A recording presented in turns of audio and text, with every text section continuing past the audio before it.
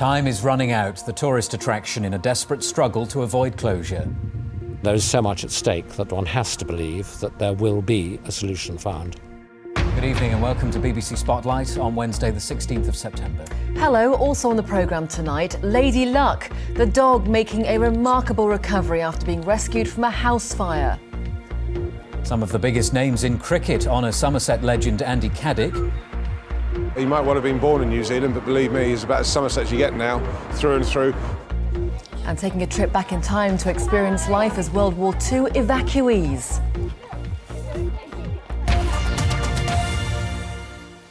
Well, first tonight, one of Devon's highest profile tourist attractions could be forced to close by the end of the week unless funding is found to stop it going into liquidation.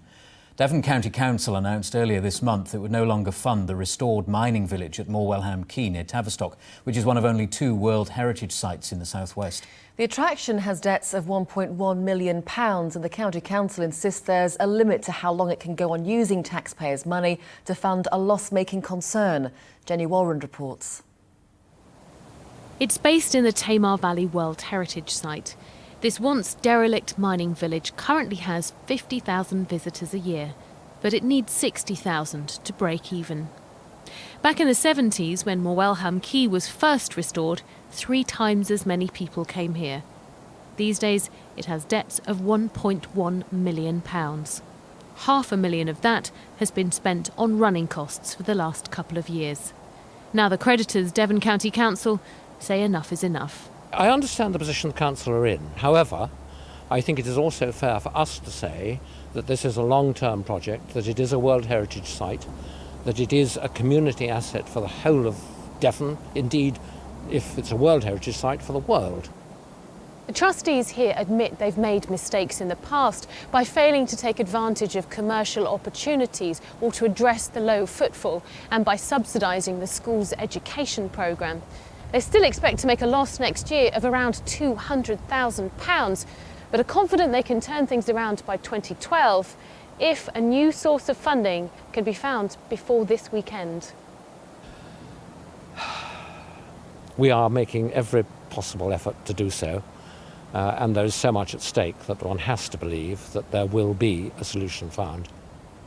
If that doesn't happen, the attraction will go into liquidation with the loss of 28 jobs. We're all absolutely devastated. We feel let down by Devon Council. We've got a lot of staff and volunteers that feel very passionately about the site. The people that work here are enthusiasts in their own right, researchers, and it would be such a loss to lose this site. And visitors here today echoed their sentiments. I think it's a wicked shame. If the lottery money could be used, why couldn't it be used for some place like this? I think it would be a big loss. We need places like this, don't we? Especially for the educational side of things, for the local school children and visitors. Devon County Council says there's a limit to how long it can go on using council taxpayers' cash to fund a loss-making concern, but that it would be happy to work closely with the liquidators to ensure the preservation of the World Heritage status. And while the trustees are hopeful they will find a new investor, this restored mining village could be abandoned once more. Jenny Walrond, BBC Spotlight, Morwellham Quay. This is BBC One Southwest. Now Samantha Smith with Inside Out. Hello and welcome to Inside Out. 3 stories from where you live. Tonight, archaeologist Mark Horton journeys up the Tamar to seek the lost village of New Quay.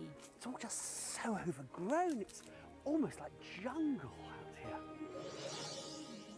Also tonight, as public cash is splashed on developing luxury flats in Devon, the locals wonder what's in it for them. As far as the people who are actually living there, I think I've had one in.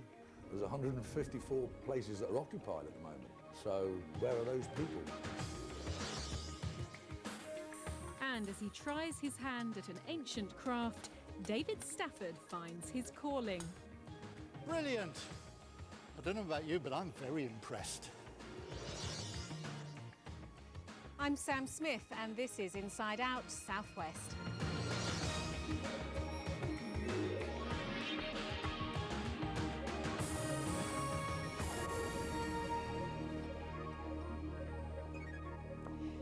start tonight at Morwellham, an old mining port on the River Tamar.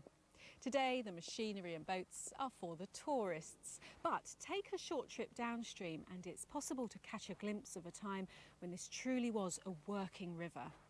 Archaeologist Mark Horton has been in search of the evidence before it disappears forever.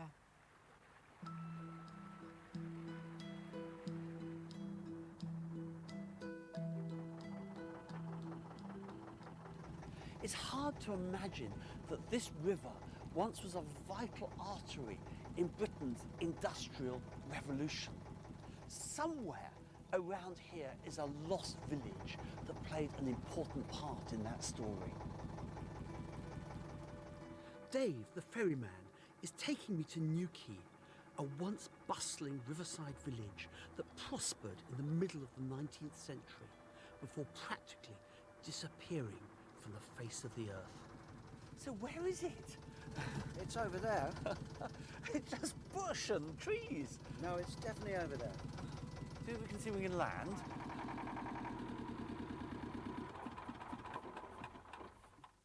It's all just so overgrown. It's almost like jungle out here.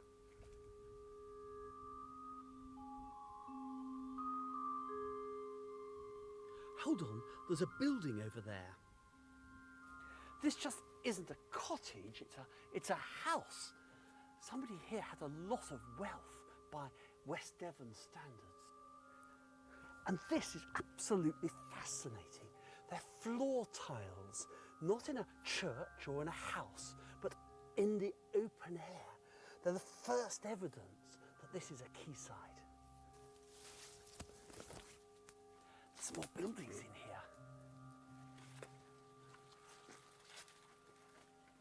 We found houses, we found the quay. Surely this must be the lost village of New Quay. New Quay has been hidden for the best part of half a century. Very few people have caught more than a tantalising glimpse. One of them is archaeologist Cynthia Gaskell-Brown. Is it lime kilns? Lime kilns, and the most important thing on this site for nearly 200 years. Cynthia led a dig here in the 1980s. No one can tell us more about why New Quay was built and why it disappeared. If you want to sweeten acid soils, you put slaked lime on it. And all through the 18th century, there was a great movement in the agricultural world to improve your soil. So up and down the Tamar Valley, they built lime kilns. You bring the stone up from Plymouth, you bring the coal from South Wales. So how does it work? Well, if we go inside this arch, we'll find out, I think. I mean, the kiln isn't above us here, is it? No, it isn't. It isn't. It's on each side of us. Right. And if you look through the hole underneath, you'll find that's where the lime and the coal were layered together from the top of the kiln. Right. Set alight, burnt for 3 days, and drawn out from this gate at the bottom.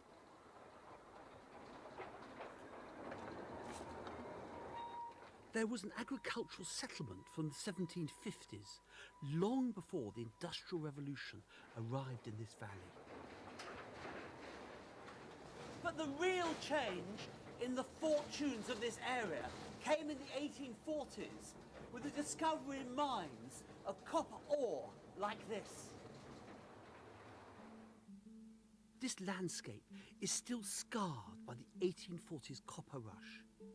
At that time, Devon Great Consols was the world's most successful mine. The nearest quay was at Morwellham, but that couldn't handle the huge quantity of ore being produced.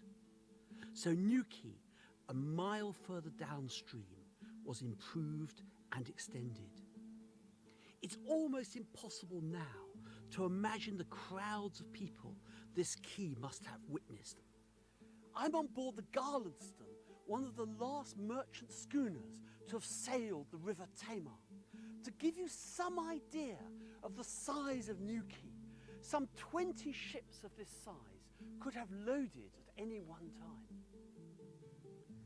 This meant plenty of work for New Quay's most important resident, the occupant of that enormous 3-storey house.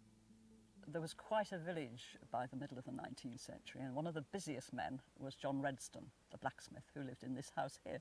That's amazing house. That extraordinary house, which was 3 stories high. If you imagine trucks, carts, ships, all sorts of things needed wrought iron fittings, a very busy trade for him. And then the other thing that developed, of course, was a pub. Right, here we go. Mind this branch. Very overgrown. Well, welcome to the Miners' Arms. This was the pub that the mariners and the miners and everyone else would get quietly drunk in. Well, and stay, because they're coming from the Baltic, some of these ship's captains, and they're here for several days while they load and unload their ship. And lots of local people obviously do use it. But it was a very fine building, a double-fronted building, about 12, 13 rooms, and very prosperous. In the 1980s, Cynthia's excavations revealed 10 houses. That was the last time most of these buildings were seen, before nature reclaimed them. At its height, New Quay was home to almost 70 people. But the copper boom lasted only 20 years, and the village went into decline. A handful of families stayed on until it was finally abandoned in the 1950s. The great thing about this place is that the Dukes of Bedford, who owned it, made an incredibly accurate series of maps. Here from the earliest one, around 1803, that we can just see it's a small little settlement around the lime kiln. And then in 1850, when the copper boom was at its height, the quay is improved and the tiles are presumably laid along the side here. And then here in the Ordnance Survey map of 1880s, we can see the place in decline. The lime kilns are still just operating, but it's just a settlement by the river now. The coming of the railways silenced the Tamar forever. By 1952, only one person remained at New Quay. Gordon Colwell's uncle Bill lived in the old blacksmith's house. There wasn't any electric here, with no telephone, and I think they got the water outside, I think. Yeah. Yeah, as far as I remember. And the sewage went in straight in the river. It all went in the river. I mean, isn't it extraordinary that people were living in basically such a primitive way, right in living memory? That's right. When Gordon's uncle died, nature was allowed to take its course. Improving and modernising the village was not considered a viable option. Duke of Bedford Estate didn't want to let the property anymore because, you know, there wasn't any water or electric here. They had to fetch water from a spring or somewhere. So they just let it go to wild? Let it go to wilds and ruins. Oh well, time to go. One last look. I wonder how long it will take before New Quay disappears completely.